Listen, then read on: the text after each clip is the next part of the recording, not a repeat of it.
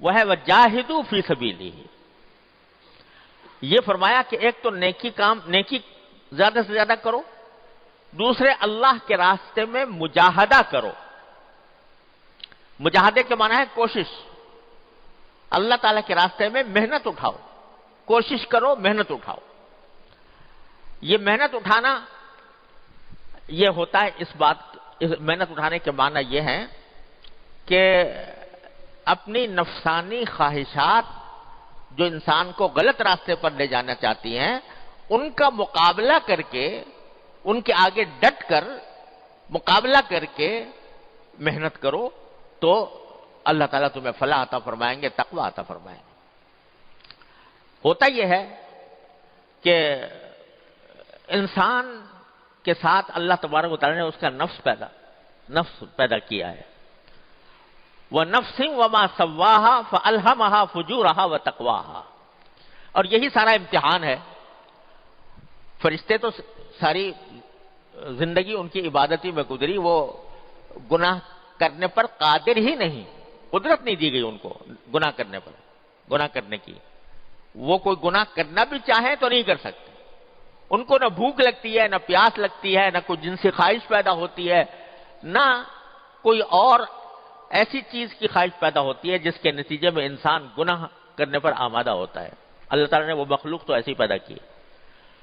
وہ مخلوق پیدا کی ہے اور وہ ساری زندگی جب تک اللہ تبارک و تعالیٰ چاہیں اس وقت تک وہ اسی حالت میں رہیں گے.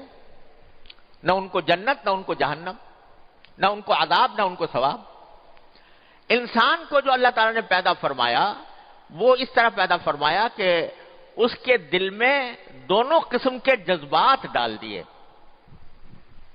یعنی نیکی کے جذبات بھی ڈال دیے اور بدی کے، برائی کے جذبات بھی ڈال دیے. اور یہ کہاں ڈالے؟ انسان کے نفس میں. یہ نفس جو ہے یہ ایک عجیب چیز ہے. یہ ایک لطیف طاقت ہے جو اللہ تبارک و تعالیٰ نے انسان کے قلب کے ارد گرد پیدا کی ہے. وہ آنکھ سے نظر نہیں آتی، اس کو چھو کر کوئی دیکھنا چاہے تو چھو کر بھی پتہ نہیں چلتا. وہ ایک نادیدہ اور لطیف طاقت ہے جو انسان کے اندر اللہ تعالیٰ نے پیدا فرمائی ہے. اس کا نام نفس ہے.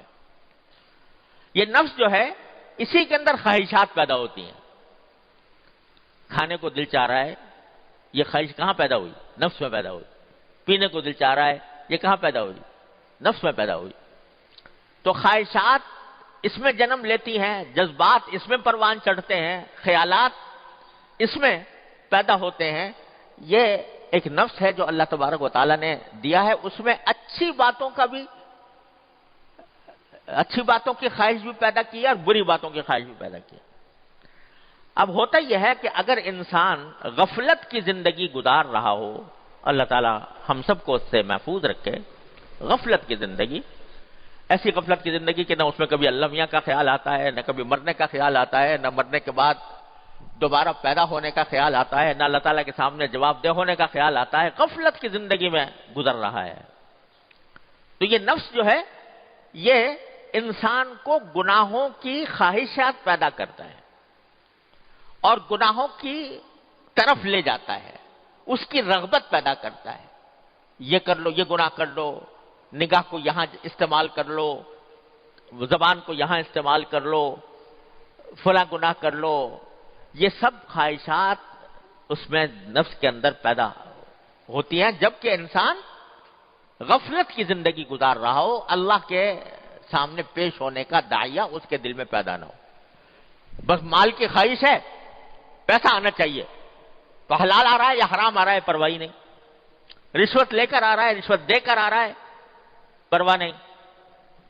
دل چاہا کہ میں خراب قسم کے مناظر دیکھ لوں، اللہ بچائے، اور میں اپنی آنکھ سے نامحرموں کو دیکھ کر، اور اب تو اللہ بچائے اریاں تصویریں دیکھ کر میں لذت لوں.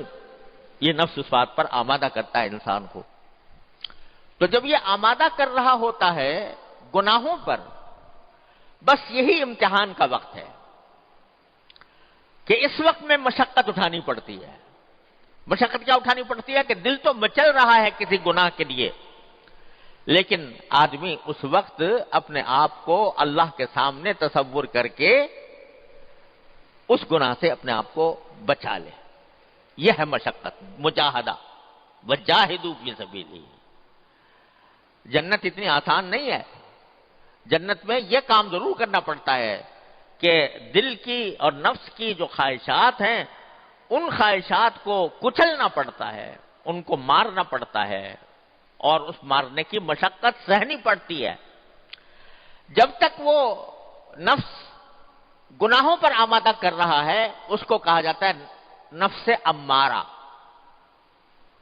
حضرت یوسف علیہ السلام نے فرمایا وما ابرئ نفسی ان النفس لامارۃ بالسوء. میں اپنے نفس کو بری نہیں سمجھتا.